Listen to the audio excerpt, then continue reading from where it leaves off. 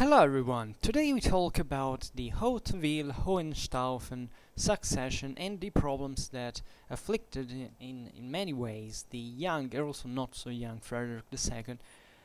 Actually we will stop to his youth, even before he was crowned emperor actually, and we're already made on Schwerpunkt, I think at least one video about was from Henry VI to Buvine, I believe, that takes into consideration this moment of transition between the in fact the reign of Henry VI and the imperial election of his son, that are crucial, because aside from the matter was kind of frozen, at least from the Hohenstaufen side, because of the minor age of the young Frederick.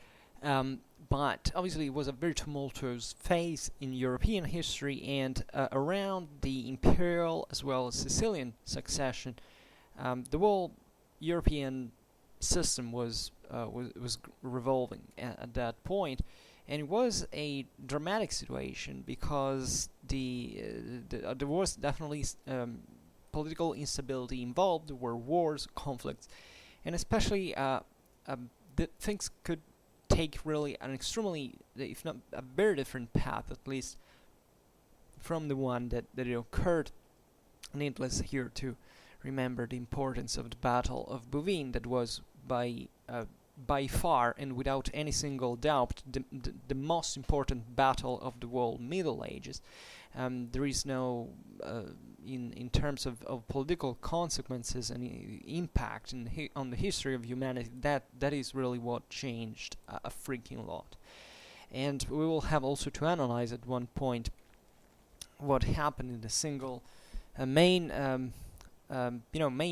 kingdoms that were affected by this, not just Germany and the Holy Roman Empire as a whole, obviously, but also the same Kingdom of Sicily, but the Kingdom of England, and I would say most importantly the Kingdom of France, because that was effectively the largest system that, at least the one that had the fastest growth at that point. It reached definitely not an hegemonic power in Europe, because that is something that would take, it's even difficult to talk about for the France of Louis XIV or even the Napoleonic one, but the Napoleonic Empire.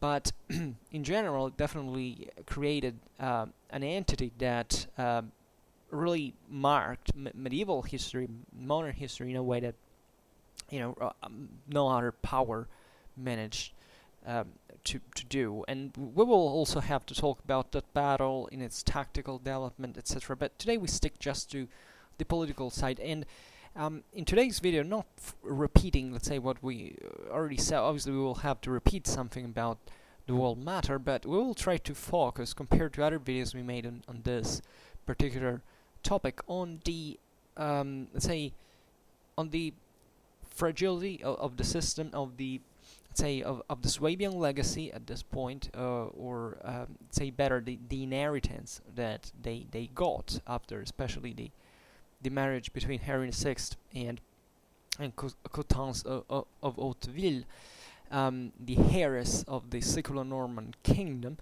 but also looking at, in fact, why this system was so fragile, not just because of the sum of the individual kingdoms. It was naturally a very complex matter, but also looking at the single chunks and observing, why was this system so difficult to and it's interesting, because just yesterday, for example, we were talking about the Ottonian Empire once again, and we were observing how and I think these topics are very didactic, because they show you what imperial power was effectively about in these times, and how, not just imperial one, even the monarchical one, is definitely not as a solidly centralized power that is, especially in feudal Europe, very, very far from happening, actually. But there are substantial differences.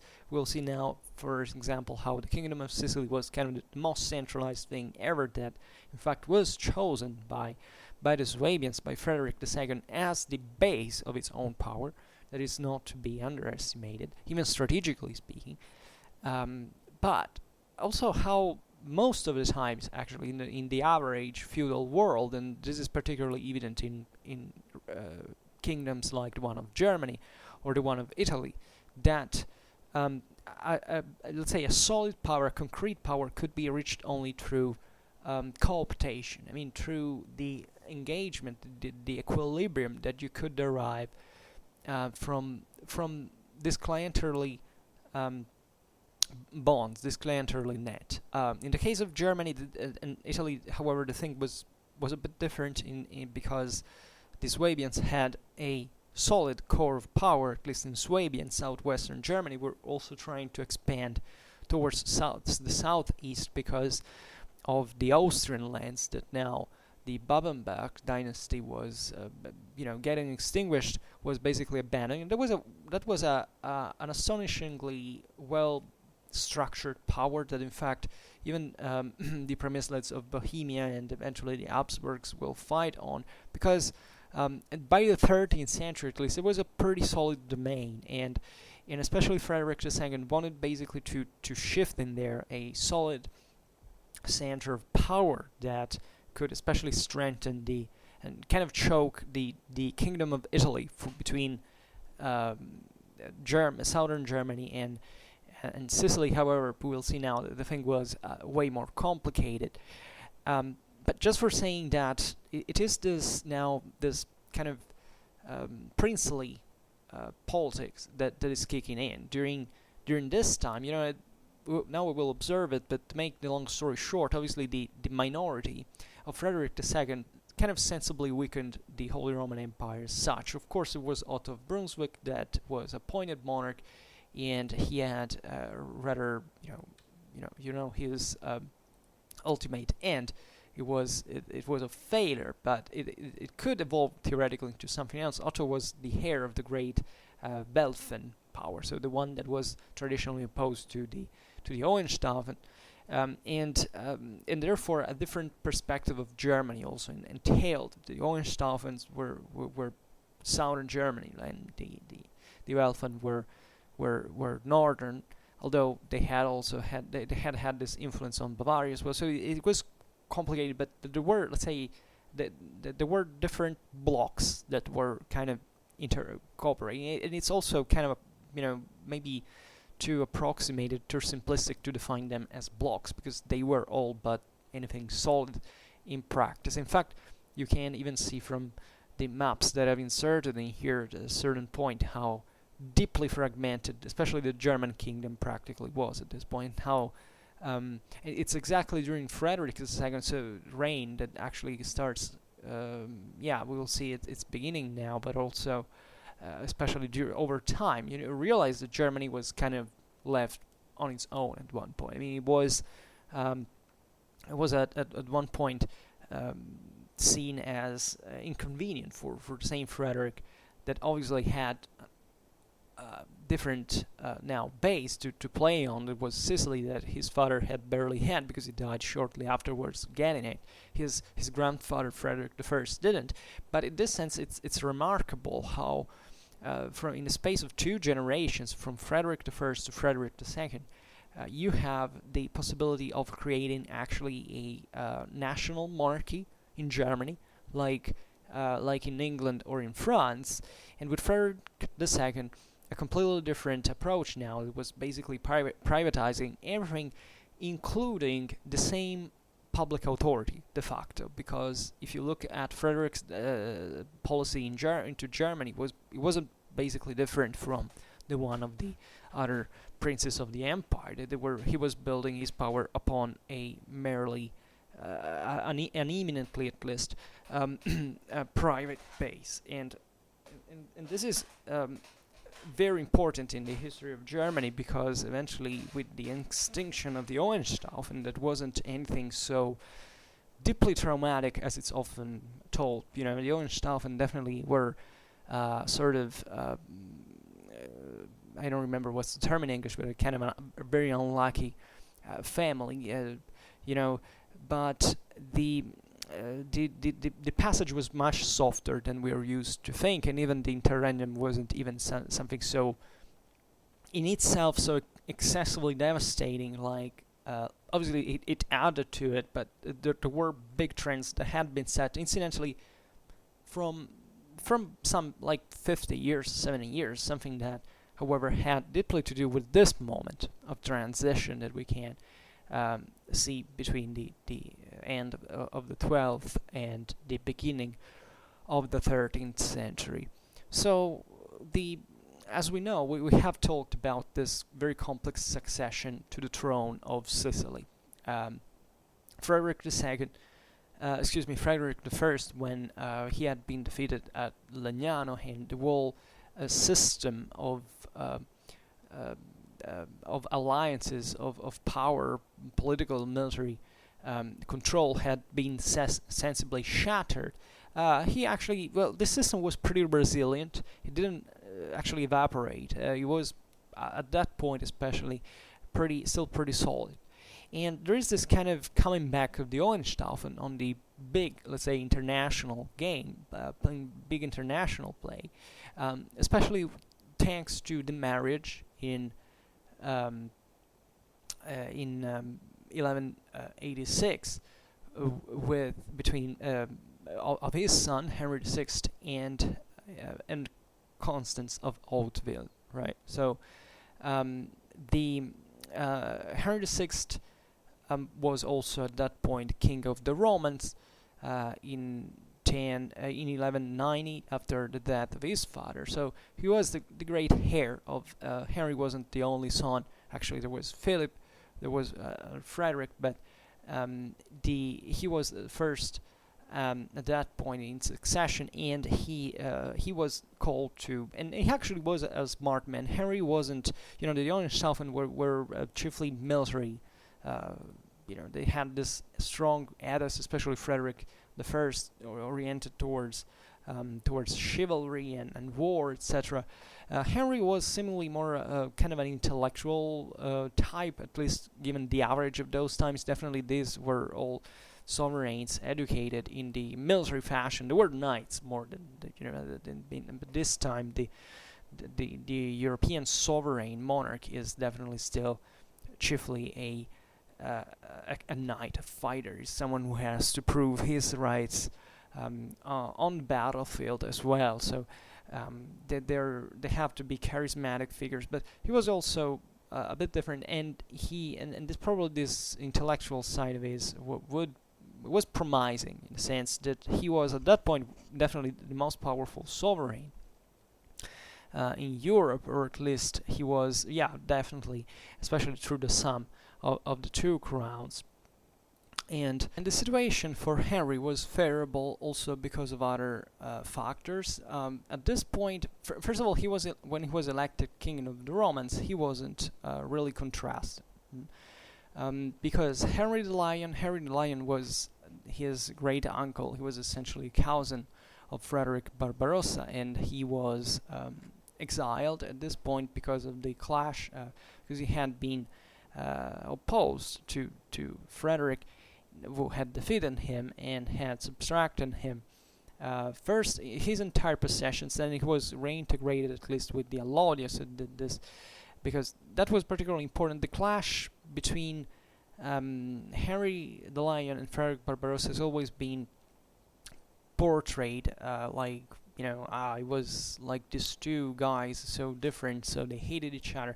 They had these two completely different views of leadership of what the German empire had to be. Well, this has been kind of grossly simplified, because actually their intentions were pretty more homogeneous. Obviously, Frederick was the emperor.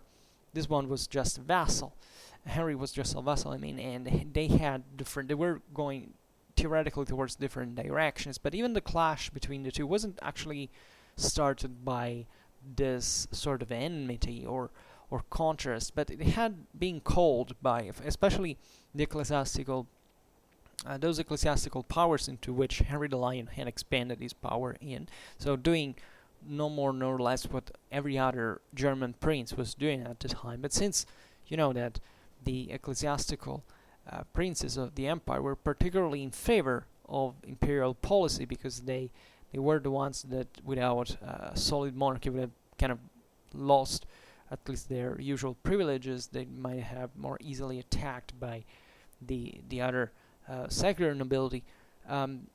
Frederick has to intervene, and this is also this great watershed that people say, well, if Henry the Lion had not been reintegrated with Alodia, so his full property, so not the feudal one that could be just theoretically taken away by the king or the emperor, the Hohenstaufen could have laid the foundations for a German national monarchy, like just England or France. I mean, in terms of national monarchies, and they did it. They preferred to invest into Italy, and this conception is probably correct, historically speaking, but it also has to take into consideration what were the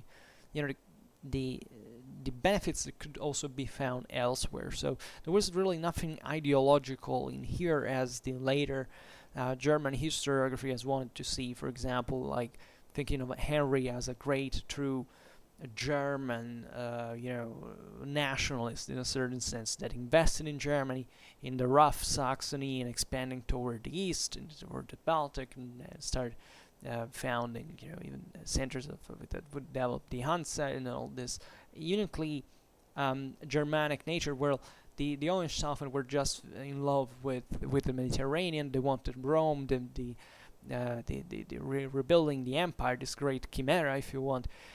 But that's a pretty simplistic interpretation, and it's not really how it happened. And if you look at what the Hohenstaufen now were controlling, you understand that it was perfectly more plausible at the time that by investing into the Mediterranean, into Italy, and trying even to expand their power onto Constantinople and the Holy Land was the main aim of the whole thing, right? So this was particularly important because even at when Henry became sovereign, he was actually already appointed, if I'm not wrong, king of Germany, together with his father. But when his father died, he died a crusader, right? He actually didn't get to fight, to the great battle, making the great enterprise. Frederick was one of the greatest commanders of his times. I'm sure that if he had reached the Holy Land, he would have accomplished great things. But it didn't happen like that. He died, pretty miserably, given his rank especially. But he died a crusader, and that was enough. That was still seen with that mind, with that the beliefs of the time, like a great sign that this man, especially after his great failure in this great ambition, he had basically decided to dedicate himself to a holy enterprise in which he had died, and this was definitely dying in a saint-like fashion. And at that time, this prestige was following into a crusade gave to the dad's family a great prestige, right? Especially given the rank at this point was even better. So the whole situation, especially in Germany and even in Italy, paradoxically, was pretty stable at this time. Interestingly enough, I mean, these were systems that I often describe as just terribly complicated and agitated, but these weren't also systems that could strain themselves more than much, even in terms of resources. Prolonged war. Think about the campaigns led by Frederick into Italy, how many there were. There were pretty much, and that had exhausted both Germany, both Italy. These systems had to take a new breath of air. So, and generally speaking, the political situation didn't quite really collapse, as we have seen. Even after the defeat of Barbarossa, both in Germany and in Italy, the vassals and the subjects were loyal to the Hohenstaufen. After having got what they wanted, right? And so the difficult situation, paradoxically instead, was in Sicily, because in here, as long as at least as soon as the last Norman king had chosen to give the kingdom basically to a foreigner, because at this point, by marrying the last heiress, a German would be her German husband would come to the throne. Obviously, the local Siculo-Norman nobility didn't appreciate much and started a resistance, right? And in fact, the throne at this point was contested especially by Tancred of Lecce, that was this Apulian nobleman that at one point managed even to become king of Sicily, at least to be crowned, and it was backed by substantial local forces. So really, warfare, broke out at that point. Were tough wars, and this was a situation that, at least fortunately for Henry, was settled by certain, especially two particularly favorable circumstances. The first one, because we have seen Henry had become nominally king of Sicily in 1186, right? But he would seize real control of the Sicilian crown in 1194. From one side, what happened is that this was particularly important because it was had particular relevance even in many other, as you can understand. He captured Richard Lionheart. Richard Lionheart was coming back from the crusade, passing through the Danubian path, and he got captured by the Austrians because he had actually insulted them into the Holy Land, and therefore he was captured at that point. And he was in fact entrusted to the custody of Henry VI. Now, so this gave them in terms of ransom a great advantage. So that Richard would remain imprisoned for quite some time, and just imagine what this answered. That basically you start being flattered by the major power, especially England, that wants his king back, and all the various forces that are trying to not to make him have him released, for example. That is also the same thing. It's particularly interesting also. So this exploiting the balance, because that's where these powers really grounded their power on. I mean, not on the stable, but on the fortuitous in many ways. And since everything was so fragmented, that the best way to govern was exactly to exploit these divisions to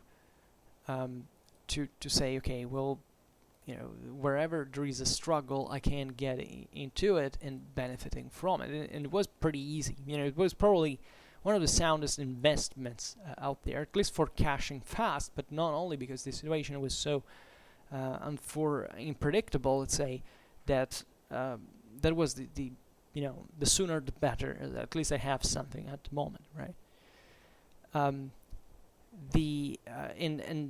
Richard Lionheart, Richard I of England, was brother of the wife of William II of Sicily, right? So the last Sicilian king, and as a relative of Henry the Lion, he also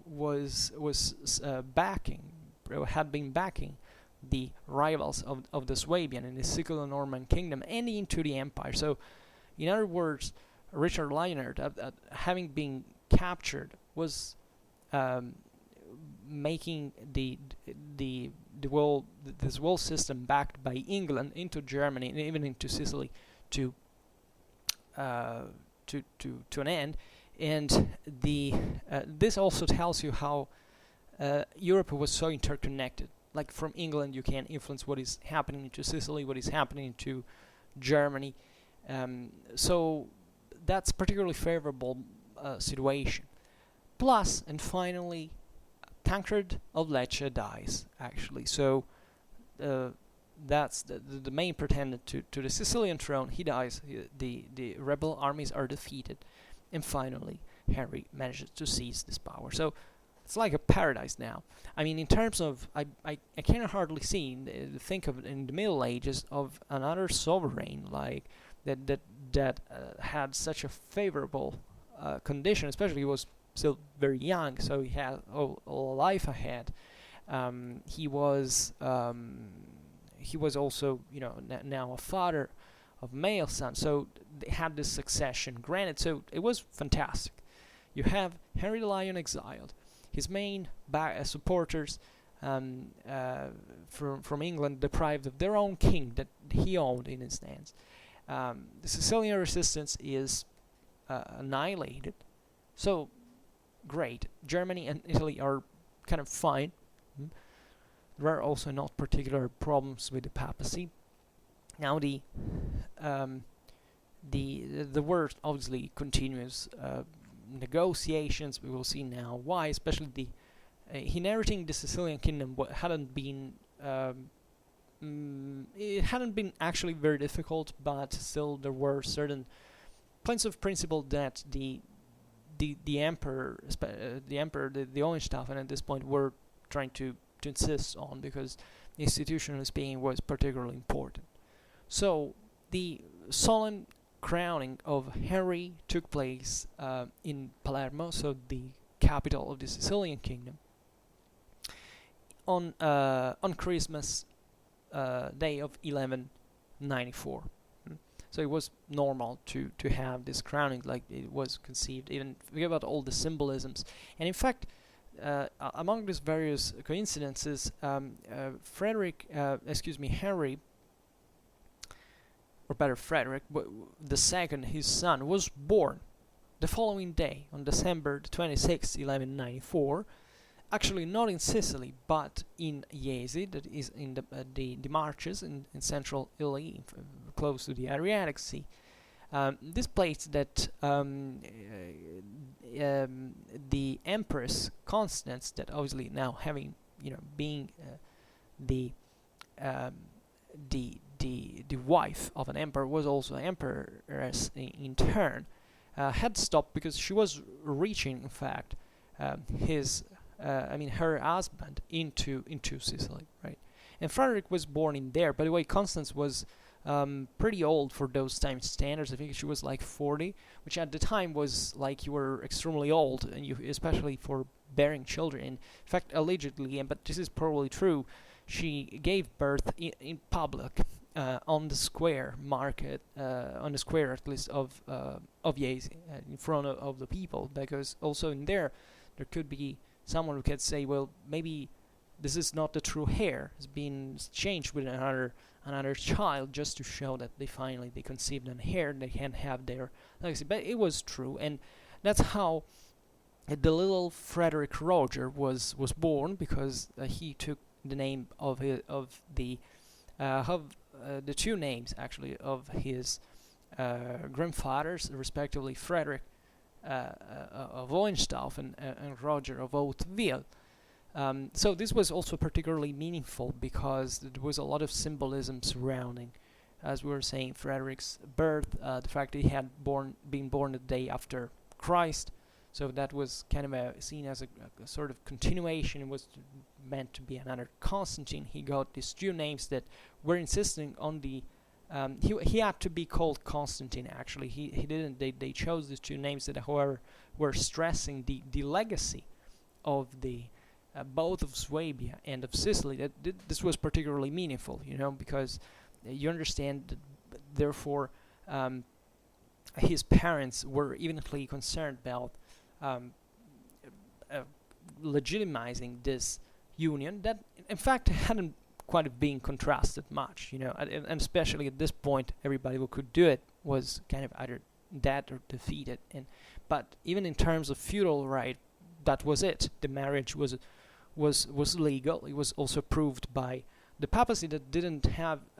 We don't actually have much knowledge about what the popes really thought at this very point, but they didn't oppose the marriage, which was kind of strange because they were, the papacy was obsessed now about being enclosed by both from the north and the south to be choked by this major imperial power that was being formed.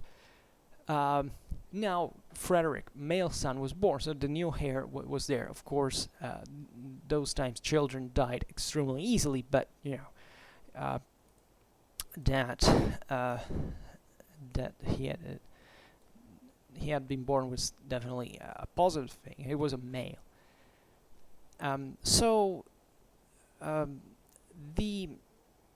There had been some work from the side, especially of Henry VI, to transform into an imperial land the Kingdom of Sicily, because this was a great problem of ancient date, let's say.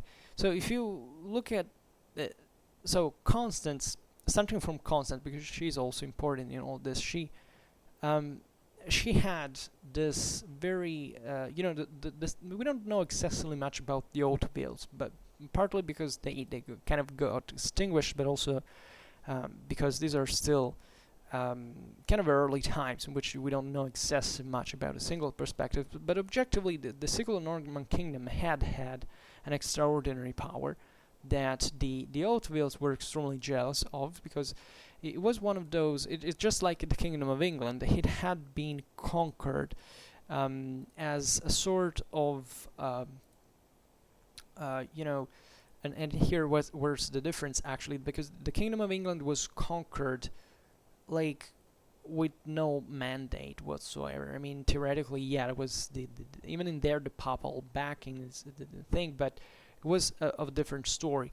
The Kingdom of Sicily was actually conquered on behalf of the papacy, right? Basically, it was the papacy who granted the kingship of Sicily to the Hauteville, even before the island was de facto conquered by from the Muslims. There was this, however, this point is that by conquering this land was also particularly different from just both Sicily and England actually weren't feudal regions, right? They weren't feudal lands. They had a completely different political tradition, and this was quite important to start a new kingdom, right? That definitely also was feudal because the Normans were French, and therefore they had their now that they had perfectly assimilated the French feudalism, French administration, language, etc. So they were basically replicating just the system also in their newly conquered land, but also they could build something relatively more centralized, or they could keep a balance of the various elements. Like it's for this reason that the Norman kingdoms of Sicily and England were the best administered, the most functional from a governmental point of view than any other, and the most centralized especially of the whole Europe. And Sicily, even more than England, actually, Sicily was the most centralized European kingdom at this point, at least to the Western Christendom. It was still a feudal kingdom, but it resembled also much kind of a more centralized stately power. Now it's complicated to explain how the evolution had gone, but let's say that by this time, especially the time Henry VI, in spite of the wars and the general problems that obviously also existed in these kingdoms, in governmentally speaking, was still pretty solid. I mean, the institution, the royal institutions and government and administration was pretty effective, and this was one of the prerogatives of the Siculo-Norman crown. So the idea that this kingdom was very well structured, and the Normans had also brought this military at us. Actually, the kingdoms like the ones of France or Germany had always looked upon the the Normans of Sicily by saying, oh, well, these are kind of bastards, like, the Poulains, as they were called, because this went into basically an Islamic land that is so strange. You kind of mingled with these people. There are Arabs, there are court, there is this general proximity, even geographically speaking, with lands like Tunisia, with Spain, with Egypt, even with the Byzantine Empire. So they're somehow different from us. That we are the true, like the most Germanic kind of feudal and perfectly, chivalrous countries out here. Those were essentially a bunch of adventurers. They were, the Hautevilles had started like that. Objectively, they weren't coming from anywhere. Also, the name of the dynasty was important this time. I mean, the French monarchy still descended from, but also the one of Germany in relative ways, and the one of England from ancient houses of Europe, right? Still already at this time, and they looked upon this kingdom like this, but everybody was perhaps a bit jealous of their accomplishments because, as we were saying, the Normans knew what they had been able to accomplish, and in this sense, Constance, that didn't oppose the marriage at all, and also she couldn't, by the way, because those times, it's not that women had this great say to the matter, but she also had to. She was extremely proud about her legacy, about the fact that she was the queen of Sicily. That is to say that theoretically it's as if the kingdom had been hers, and it's not that I don't think there was any quarrel with her husband in this sense, but she however cared about stressing this point, that there was a strong Norman continuity into Swabian Sicily, right?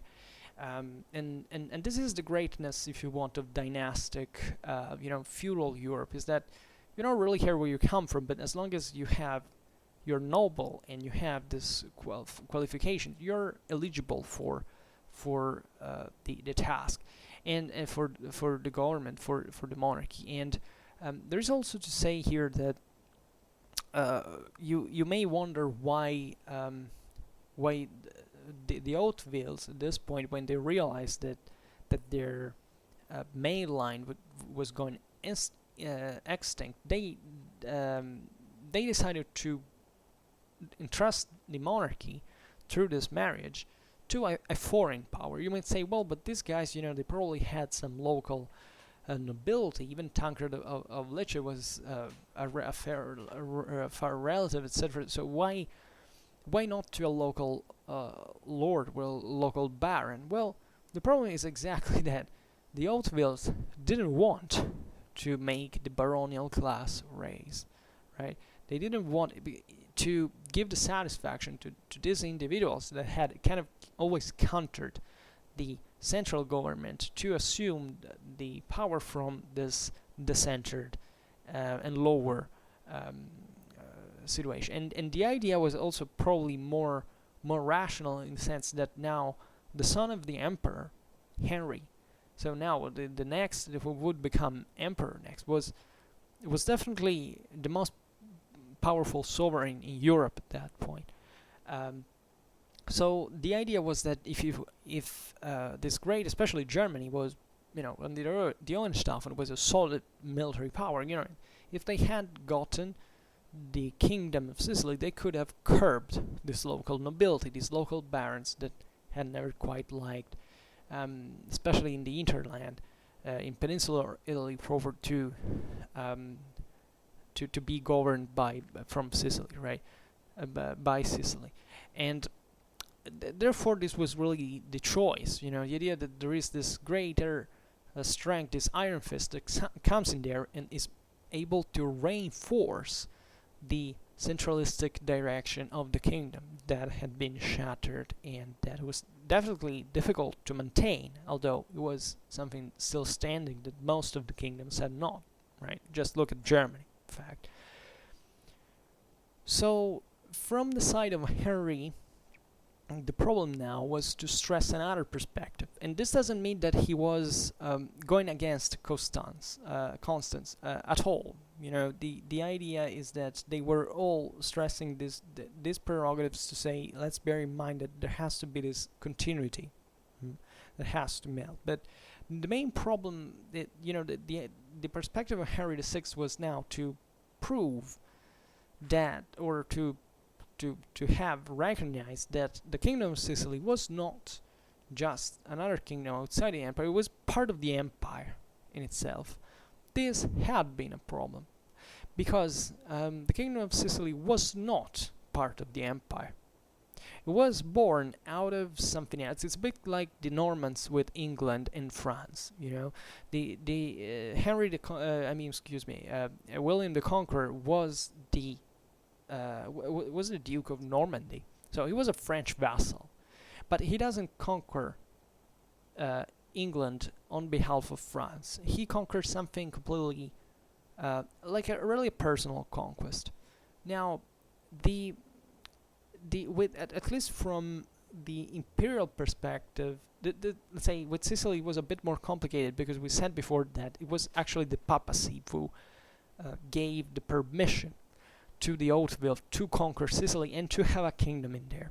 So Henry VI at this point was basically trying to convince the papacy that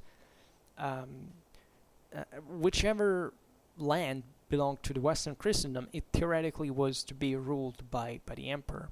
So this marriage had definitely reinforced the idea that the Hohenstaufen were regaining, sort of gaining control now of the Kingdom of Sicily as such, as now a property of theirs, and property of the emperor, therefore imperial land. The same was being tried actually by the same in the same way as in Germany. I mean, also in Germany, Henry VI was trying at least to become the imperial crown as an hereditary one. Into the hands of the House of Swabia, right? This obviously failed. It never happened. But by the way, I don't think the Germans would have ever accepted anything like that. That aristocracy was now set on a path. But the power of the Hohenstaufen at this point at least made it somewhat feasible in theory. I mean, the idea is that up to that point, the Swabians had never had such a great power, and they were now trying to ask for more, right? And principally this was being done for Kingdom of Sicily, because the whole problem here is that the papacy was technically an imperial vassal as well. So that's what and it's that complicated. It's really that complicated. Think of all the clash for messengers, and that's why even all this contrast eventually, even during the reign of Frederick II, between the papacy and this. I don't even know how to call it, the sum of crowns, this sort of pretty heterogeneous assortment, collection of crowns that were altogether something extremely difficult to frame into a unitary institutional system, right? And that's why, in fact, now Henry was asking for something like that. So obviously he was trying to convince the Pope by saying, you're an imperial vassal formally. So theoretically, if you have it's as if a vassal had a sub-vassal, and it's still vassal of the emperor in some way. So that was what they were trying to do. While Constance was trying to obviously staying away actually from any contradiction of her husband, to however stress the fact that there was still a sort of uniqueness into the Sicilian crown in itself that couldn't be quite simply assimilated to the empire. Maybe could play on a higher ground, right? Especially because of this connection with the special connection with the papacy. And in fact, actually both Henry and Constance had the same exact goals. I mean, now they were, the couple of the century. They had started a new lineage, and they both hoped that the imperial domains and the Sicilian domains would stick together. So they were actually, they had actually the same objective. Unfortunately for them, and for his son and successors, their son and successors, this extension of this attempt, at least, in the extension of the Hohenstaufen prerogatives, was starting to, to create problems, at least among several German nobles, the Italian communes, and the same Pope, right? Because they were now fearing pretty consistently that the Hohenstaufen could become too powerful and could come to crush their traditional autonomies that they had been kind of struggling pretty hard for. So, plot twist: Henry dies. Actually, of the most banal accident in 1197. So there is this florid situation that turns fundamentally into a drama, because now his son was only 3 years old. Sadly enough, Constance died the year after as well, and therefore this was an extreme. This was really a serious problem, right? Every minor age was exploited by some sort of protector. Could say, "Come, I will become now the regent, right, of the situation." Obviously, Constance was said, "Oh well, that's a woman. She cannot rule. We need a man with defense who leads the armies." That's how the system worked at the time. Therefore, Constance, that was very clever. She entrusted basically her son to the papacy, because the papacy at that point was the only kind of untouchable thing that even with the death of Henry VI couldn't really be taken over by anyone. And obviously she feared for her son a lot, and she tried in every way for the very short time of life that she had to secure in any way the inheritance for her son. The whole set of the amazing amount of lands that he had dynastically collected. So, looking now at the figure of Frederick, broadly speaking, so think about the exception. I mean, it was something. This marriage, this child, were something really unique in medieval history. It was rarely a marriage that had such an importance, such deep consequences in the politics of a world continent. You have here the son of a Romano-Germanic emperor and of a Siculo-Norman princess. And therefore Frederick was born as heir of several crowns, but perhaps the most important, because still the imperial one, this was the real problem, the imperial one was elective, so he had still to be elected, being son of an emperor, despite his grandfather and father had struggled for making it become, was not hereditary, right? So it was the German princess that assigned it by electing the King of Germany. That was there was nothing special. I mean, the King of Germany was important as much it could be the king of Burgundy or Italy. Actually, maybe the king of Italy was even more important, because into the whole Roman Empire, Holy Roman Empire, the Italic crown was the one that was connected with imperial rule, because it had the papacy, it had Rome in it, right? So it was the kingdom of honor, even though there was no kingdom there anymore, effectively. But still, this was the ether that had formed along the centuries. So that when you were crowned King of Germany, you were nothing but King of Germany. Then you had to be elected as King of the Romans, which meant that this was basically most of the times like just a second election that came at this point, especially automatically with the German crowning, because there was no monarch now that was crowned King of Germany wasn't elected. Usually it was done even a few days afterwards, usually into Aachen. King of Germany was elected in places like either Mainz or Frankfurt, depends. Sometimes it was that they even managed to do both things in one place, but usually King of the Romans was crowned in Aachen because of the ancient Carolingian capital. That now it's not that it had a huge power on its own, but at least it was symbolically the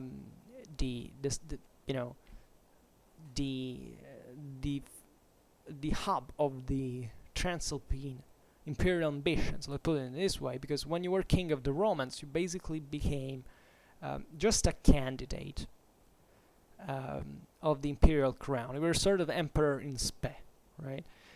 So, as King of Germany, Frederick, the emperor, as King of Germany here, was to seize the crowns of Burgundy and the ones of Italy, right? So, the problem of this sum of crowns was that, as we were saying at the beginning, by owning them, you really didn't own stable, solid institutional systems. Nothing at all. Basically, all of these crowns were devoid of any true center, right?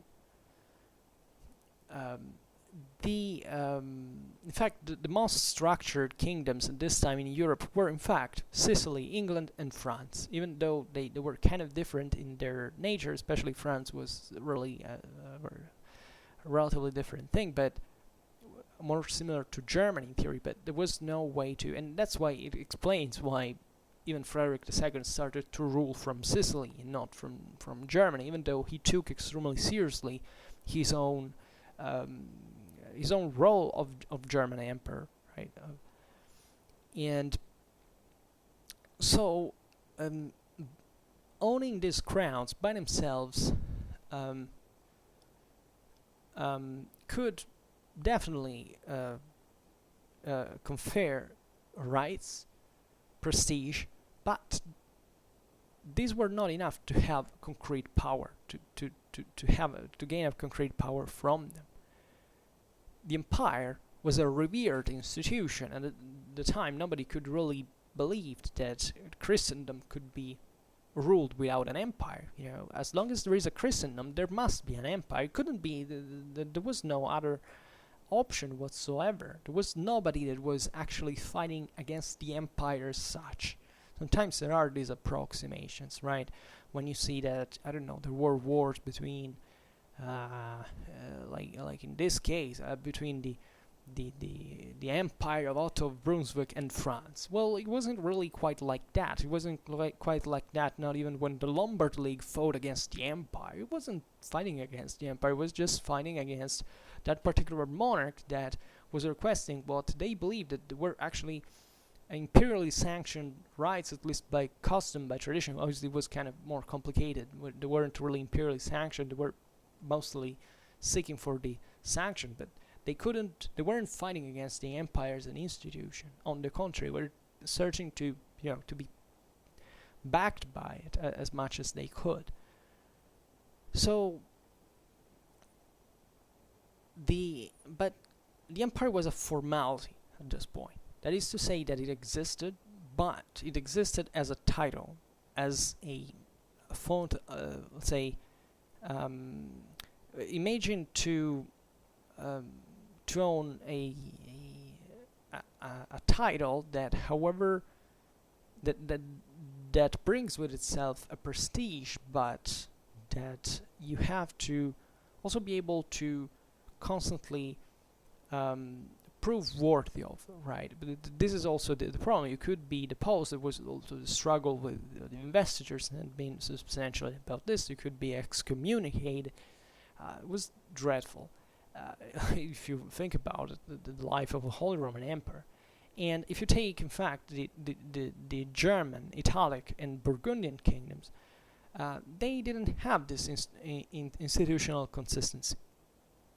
Because Germany was probably the kingdom that resembled the most among these three, something more centralized. Because after all, in this elective system, there was still some sort of institutional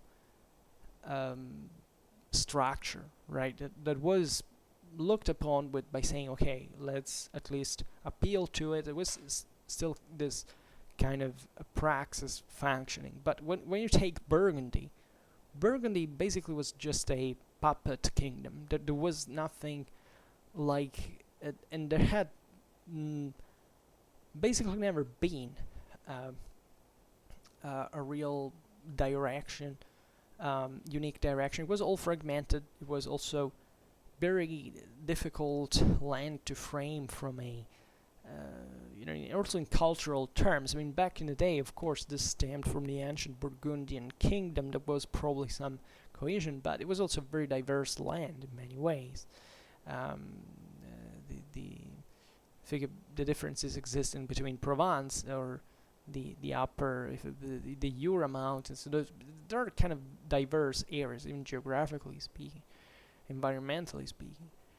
Italy didn't have anything. In here they had there were just the cities. I mean, theoretically it was kind of more unitary to control, because you could fluidify better within it the control. I mean, it was not like Burgundy that was even, territorially speaking, very difficult to control with all these mountains and valleys, etc. Italy had the Po Valley, was in fact originally associated with the Carolingian kingdom there, and Tuscany, and more or less. So these were if you controlled those, you could, say, okay, more or less I control anything, but nobody ever managed to do so.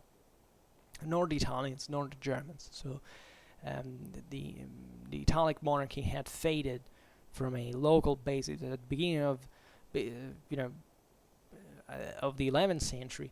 Afterwards, the Germans had come back and tried, and never fully succeeding in directly controlling this region.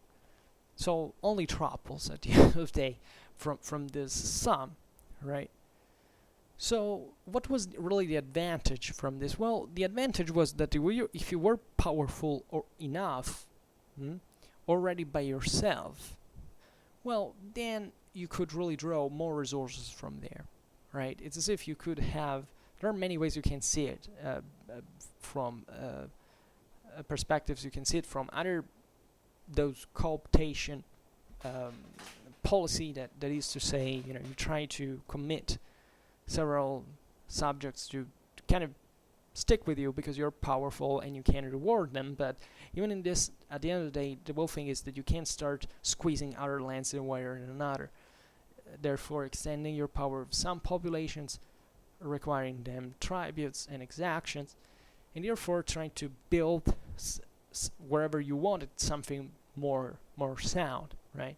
So that's what the Swabians had done this originally in Swabia, in fact, where they had the core of their castles, of their properties, and that's where they had started their expansion from.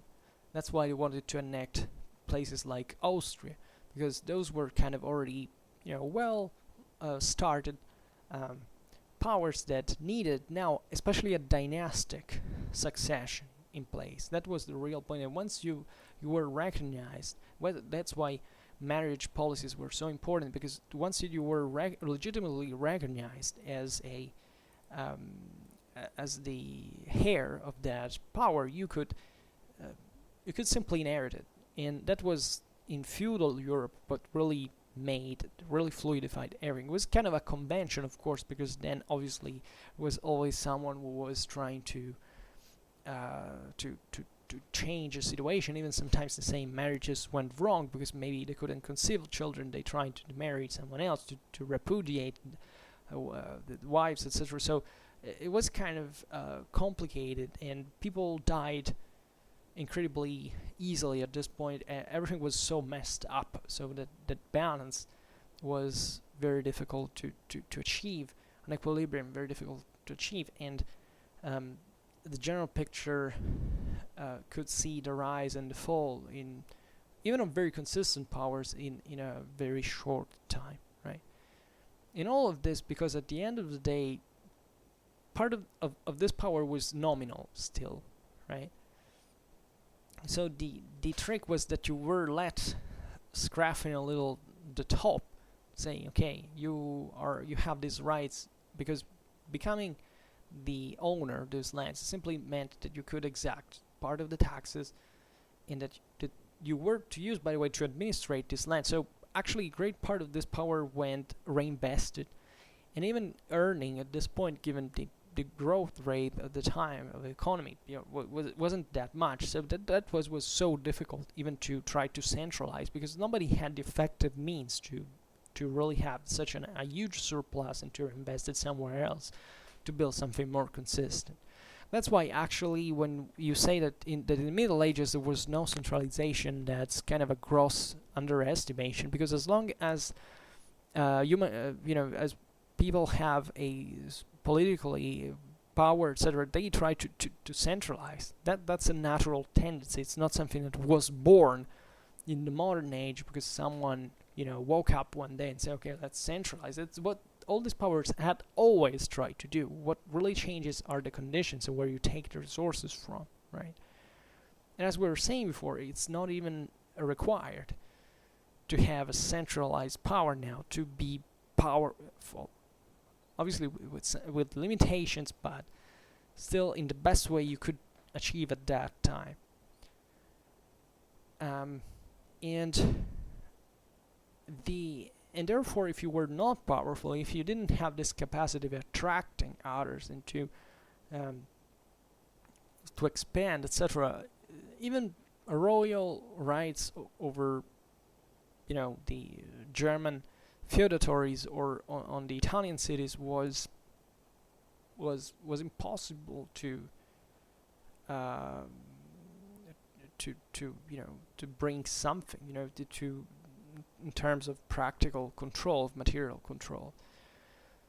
So as we were saying before, in the case of Sicily, once that the land was pacified, the situation was very different, because this was, let's reflect a bit of the strategical resources of Sicily itself. First of all, it comprehended a huge amount of land in itself, because there is not just Sicily that is dramatically rich in terms, especially of agricultural resources, but not only.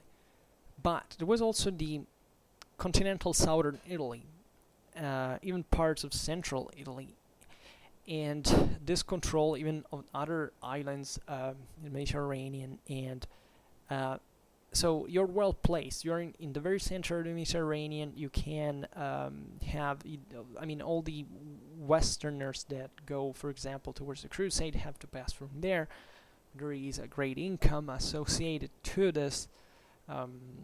Going by sea is also kind of shortens at least the time travel.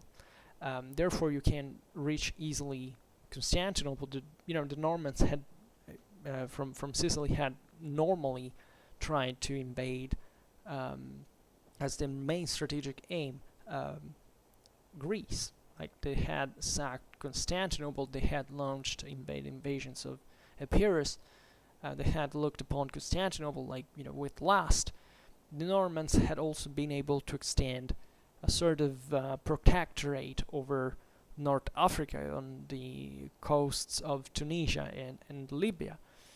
And as we were saying, the Kingdom of Sicily was very, very rich because it was characterized by a flourishing agriculture, especially in Sicily and in Apulia. And the agricultural resources produced in southern Italy were at this point even exported into the Muslim world, not just into the rest of Italy or in Europe. It was a huge granary, right, for the whole Mediterranean. And then the kingdom also had these large urban centers that were also were mostly coastal cities that were served by portual facilities, shipyards. Think about Naples, Amalfi, Bari, Messina, Palermo itself as the capital.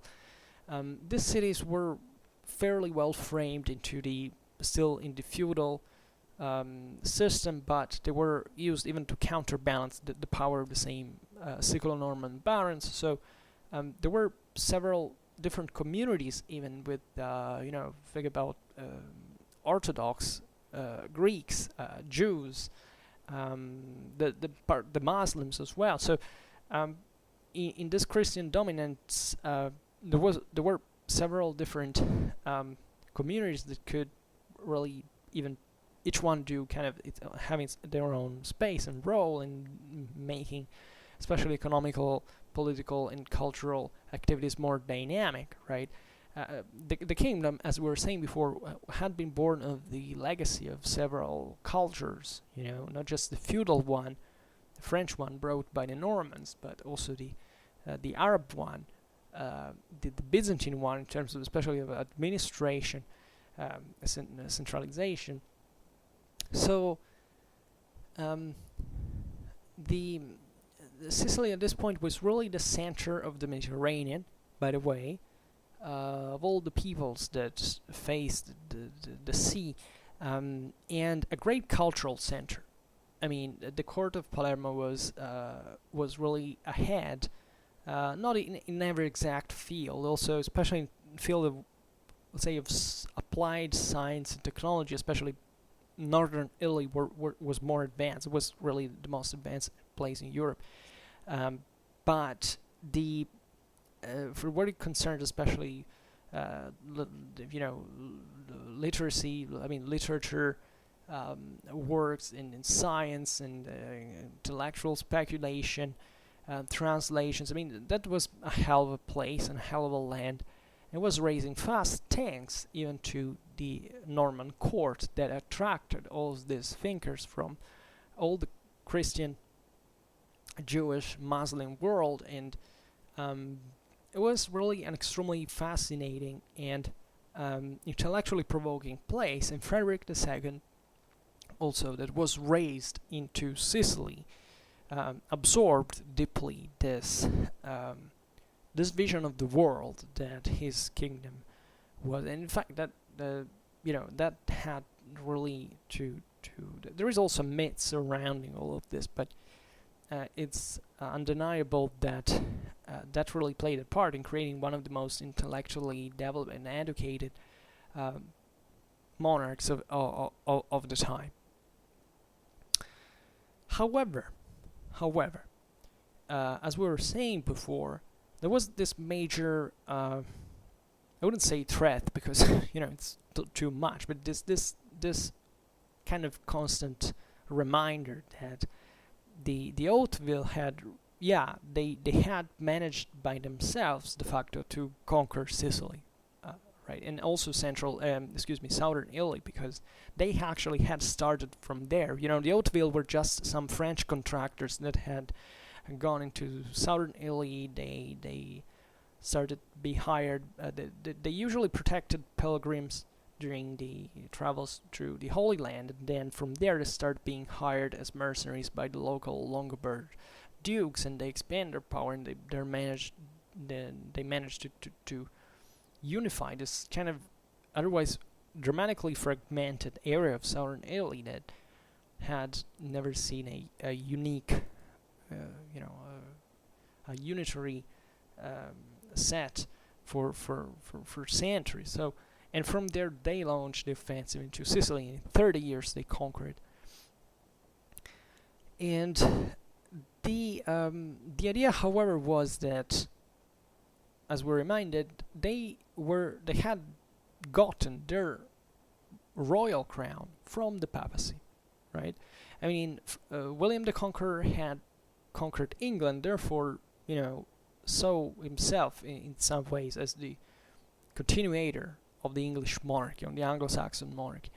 But here, there was no monarchy in there. I mean, Sicily had been previously a Roman land, a Byzantine land, and then was conquered by the Muslims. So there was really no continuity. So the crown was created in this feudal sense by the papacy and had been entrusted by them. So this had been advantageous, of course, because from one side, which other kingdom there was created by the papacy?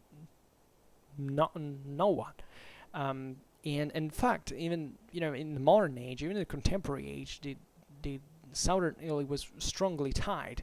Of their rulers with the papacy, even in broader political and strategical sense, because this was such an ancient bond that was recognized since Norman times.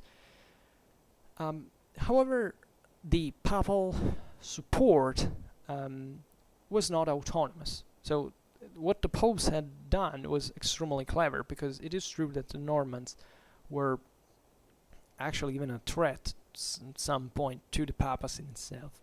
Not maybe to the papal institution as such, but to the,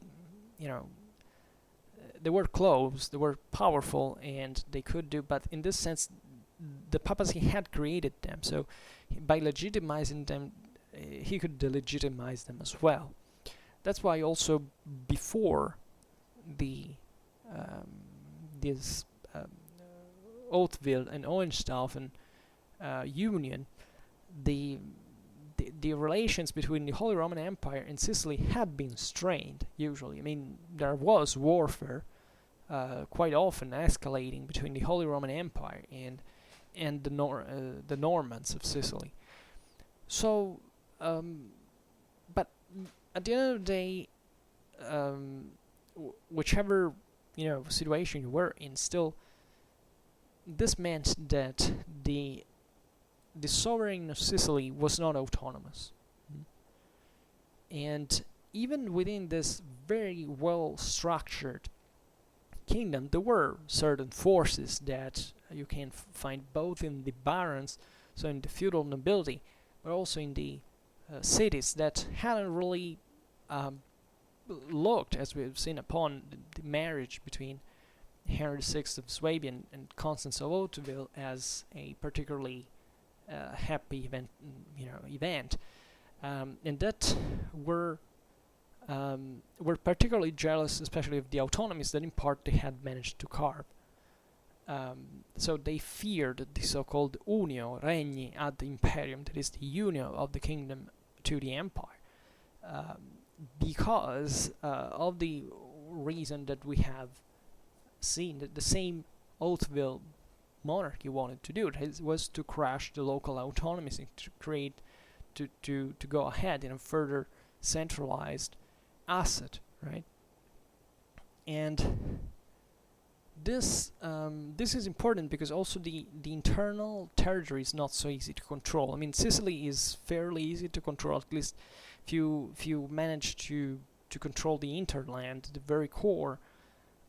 Then you're kind of fine. But when you go into southern Italy, that's a really freaking mess, a real freaking mess. Like, it's all kind of mountain there, and it's dramatically difficult to pass every single valley, every single river. I mean, ask the Allies during World War II.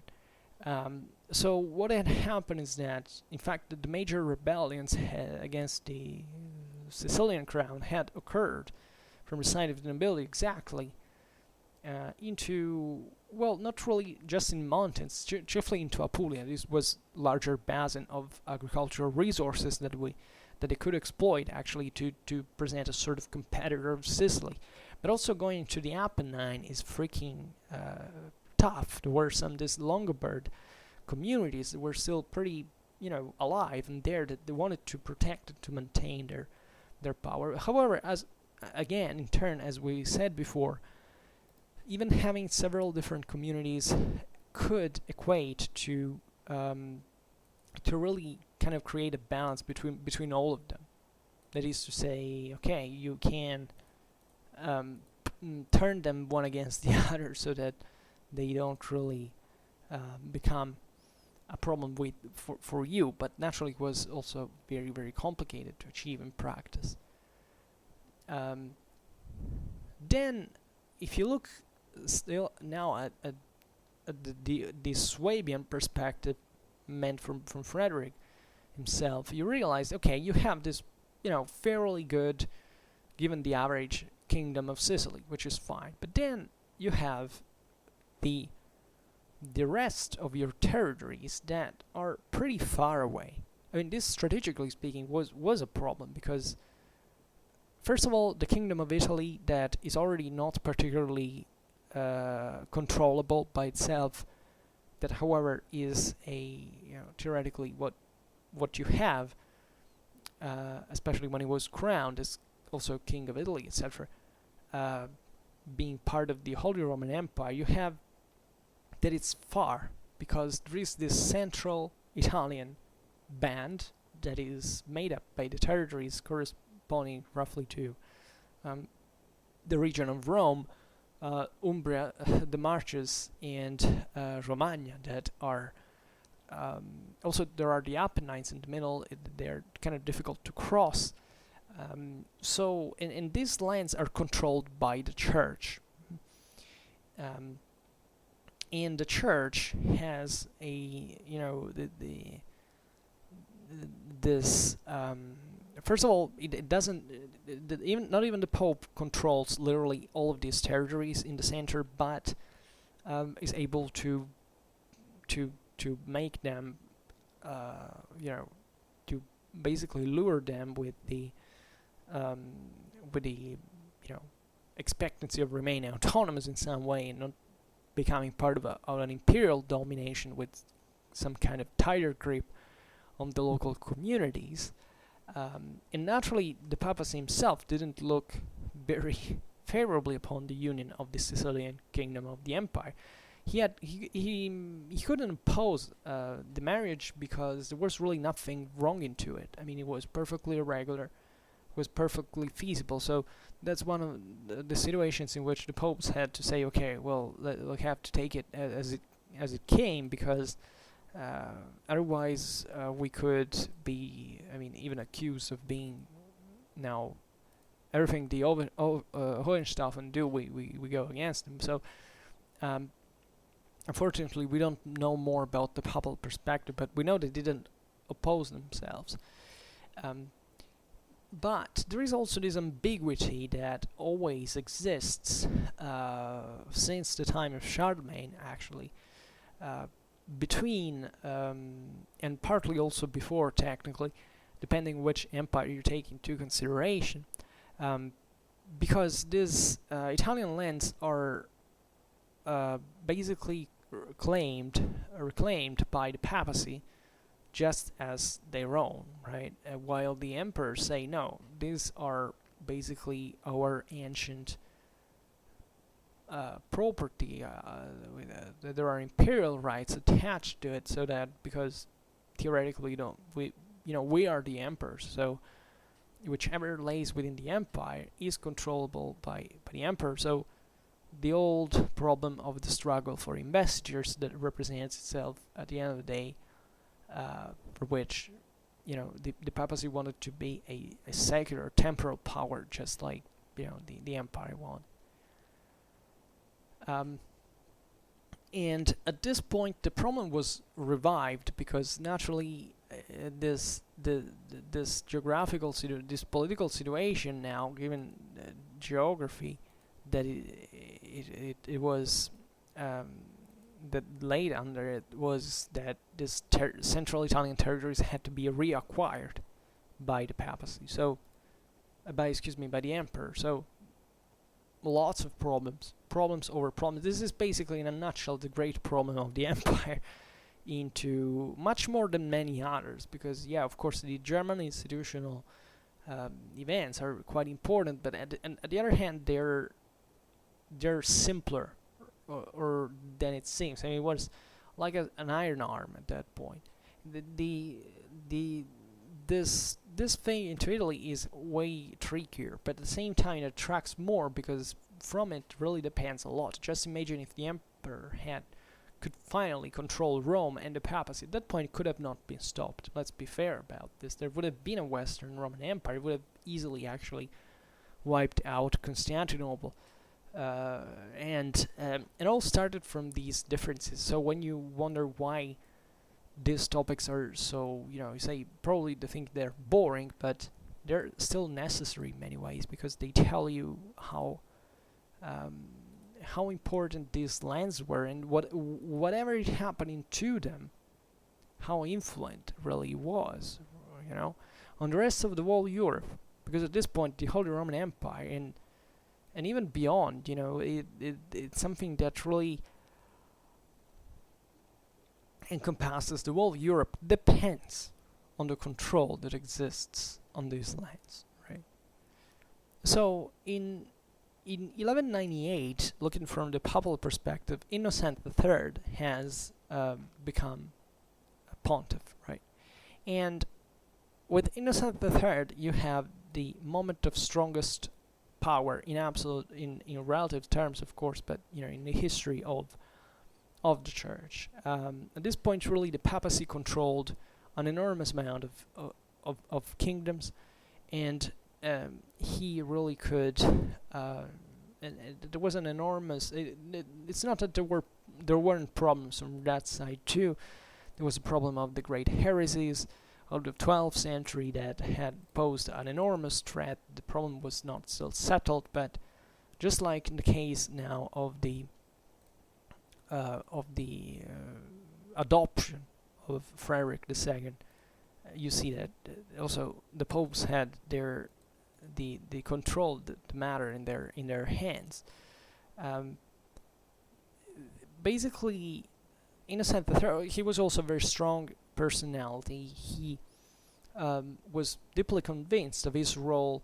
It's almost natural role of arbiter of all of these matters, right?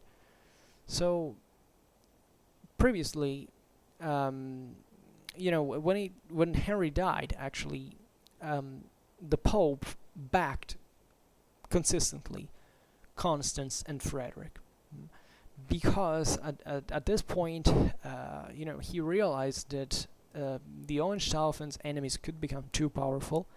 Same papacy could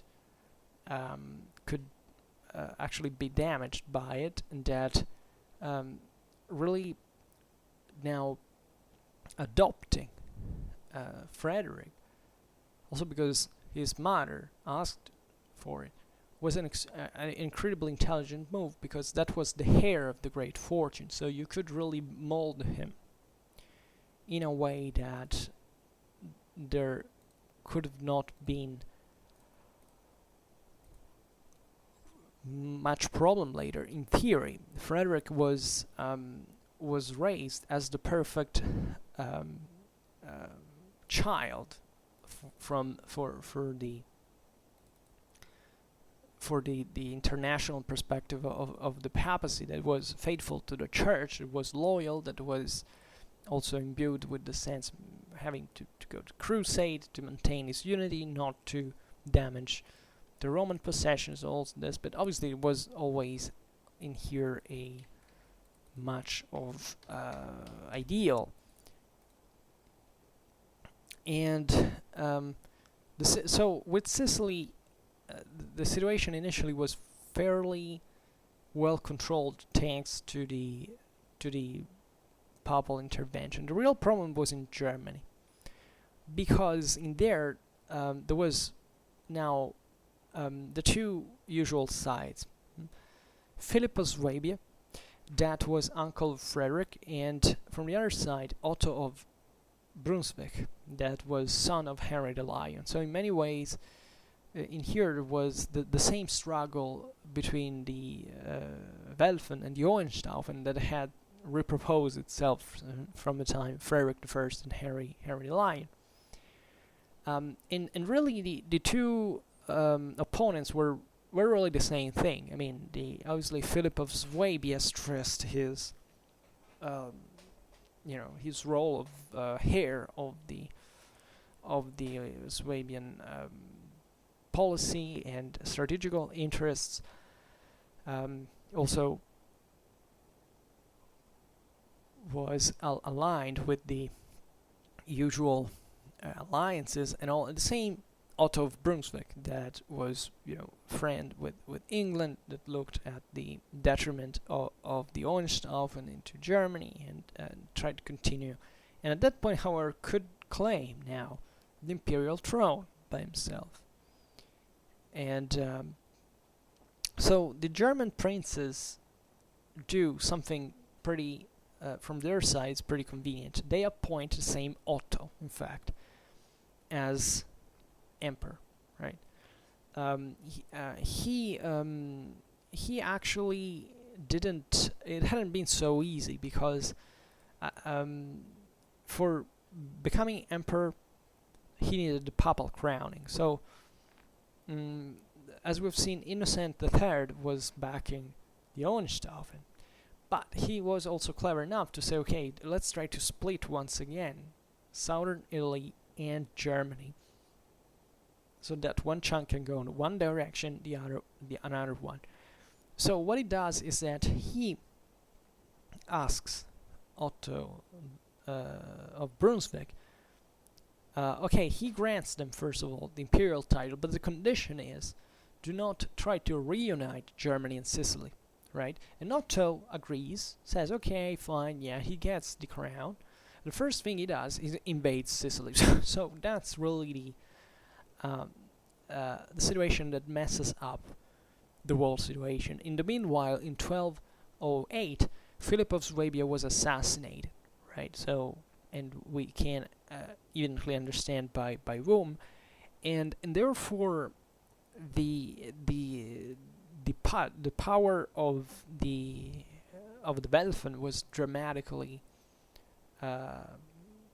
enhanced.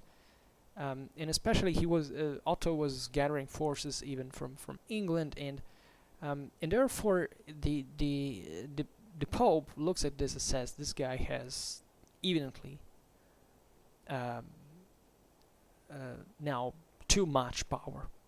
In his campaign in Sicily, he has gone against the promise that he had done to the pontiff, to the papacy, and therefore something has to be revived. So at this point, there was a new changing of alliances, because the other great power at this point is the France of Philip II Augustus. France is extremely powerful, but it has, in potential at least, it has still problems, because Philip II has managed to recover several land, but still the English power is there. And the Philip II is committed in this very difficult task of reunifying all the French territorial possessions, and now he had serious problems with Otto as well, because the alliance between the Empire and England meant that it could be taken from both sides, and this was pretty. So the papacy and France immediately, wink at each other and say, let's fight against the alliance, the Anglo-German alliance, and therefore, at the same time, Philip II backs consistently those German princes that sided with, at least that were against Otto, not necessarily that sided for Frederick. In practice, it was largely also like that, but anyone who could stem at that point Otto's power. And in fact, there were lots of princes in Germany that were getting kind of repented of having supported Otto. It's always like that, they made this choice to flip, to rebalance the thing, and then it gets disbalanced, unbalanced from the other side, and it's always like this. So Innocent III, at this point, decides that Frederick has to become emperor. And that was kind of, the most sensible opportunity to have. Also because, there was this evident, advantage you could derive from having an emperor that was raised at least as the perfect supporter of the church. So Frederick II was elected king of the Romans in 1212. By the way, Frederick, in this sense, was extremely courageous. He went several times into Germany in his life, even when most of it was against him.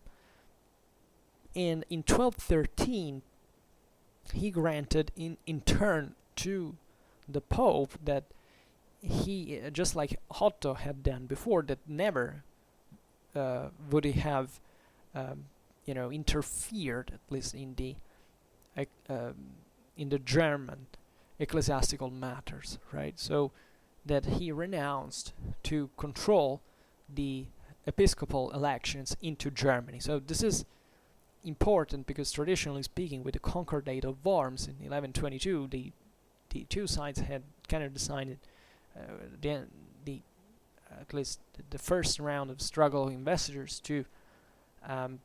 the episcopal elections in Italy were chosen by the Pope, in Germany by the Emperor. So now Frederick was, I think, cleverly promising that, because at the end of the day we've seen that Germany was gradually going towards a more privatized, and more distant, the material possibility of creating a solid German monarchy was really vanishing at that point. The minority of Frederick was really a serious problem in this sense, especially after the assassination of Philip of Swabia.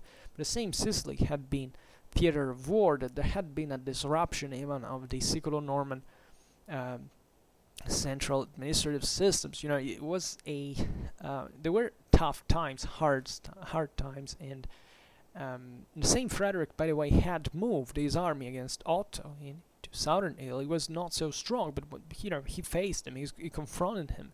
It was a particularly important moment in which this kind of overlooked, but Frederick actually proved a great courage and determination. He was definitely not. He was a precocious leader.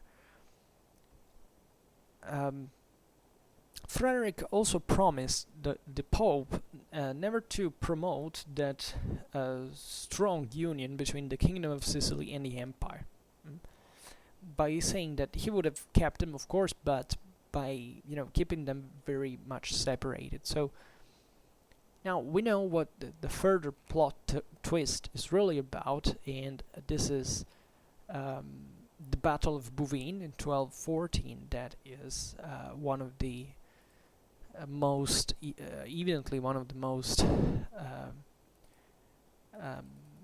important events in Western civilization, as we said at the beginning. The French army defeats the Anglo-German one, and it basically creates a big freaking mess. The English defeat caused the Magna Carta in Germany. Basically, the Welfen power decays, because on the long run Saxony partly loses its own centrality, like it had been under Henry the Lion, Otto of Brunswick. You'll see now that during the 13th century the balances, the axes were completely shifted toward on the base of other dynamics. But more importantly, this is the victory that by crushing Otto's resistance, makes Frederick sole ruler of the empire. Although he still had not received the crown, imperial crown, so, well, whatever, he would get it. And some other time we will have to talk, in fact, about Frederick's reign and his achievements that we already discussed somewhere. So if you're interested, I actually made a playlist which is titled the Hohenstaufen, right? So that's a topic that is grossly and insultingly not discussed out there, at least on YouTube. If you search for it, I can do it even now. You see that basically my videos are the only ones out there, at least in terms of an actual historical thorough historical explanation. And that's what, in fact, we'll have even to deepen, because that's an incredible chapter of European history that I don't really understand why it's not so studied, and why people don't seem to care more than much. At least it's a good question. I don't know, maybe it's because Frederick was abandoned in the sense, obviously he was one of the great defeated in history, but he was definitely also one of the greatest rulers of a truly European empire in its sum of cultural elements. Sometimes there is this idea that it's kind of exotic, for which we have to stress the fact that in this vision, there were even the Saracens, this thing of in fact, the same prejudice that existed towards the Kingdom of Sicily back in the day from other countries. This kind of mixed thing, but actually, the figure of Frederick II is far beyond. There is the German element, the Sicilian element, the Burgundian one, the Italian one. So it's really big, and it really has to do. And probably the best book you can ever read about him is the one of Kantorowicz and the one of Abulafia. Those are basically the only two real comprehensive works that have been written on this figure that is extraordinary in itself and never ceases to amaze. And actually, there is still a lot to write, historically speaking, about him, because there is, the more we find about him, the more we realize there is to say, right?